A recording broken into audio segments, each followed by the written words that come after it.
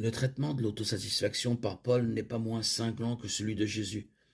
Il commence son grand argument dans Romains en faveur de la grâce de Dieu, en condamnant la confiance pharisaïque des Juifs dans la circoncision.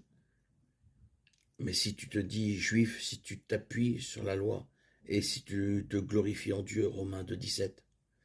Il poursuit dans le chapitre 10 en disant que les Juifs ont essayé d'être acceptés par Dieu en se basant sur leur propre justice, démontrant ainsi leur ignorance de la véritable justice de Dieu.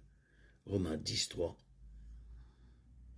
Car ignorant la justice de Dieu et cherchant à établir leur propre justice, ils ne se sont pas soumis à la justice de Dieu.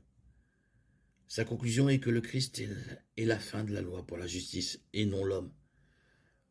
La lettre de Paul à l'église de Galatie aborde également cette question. On disait à ces croyants qu'ils devaient faire certaines choses pour être acceptables aux yeux de Dieu, en particulier se faire circoncire. Paul va jusqu'à dire qu'il s'agit d'un autre évangile et qualifie de maudits ceux qui le prônent. Galates 1, 8, 9.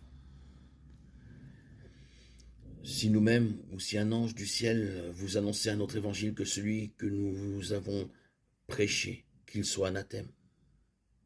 Plus révélateur encore, il dit à ses lecteurs que si la justice pouvait venir de leur propre action, alors Jésus est mort sans raison.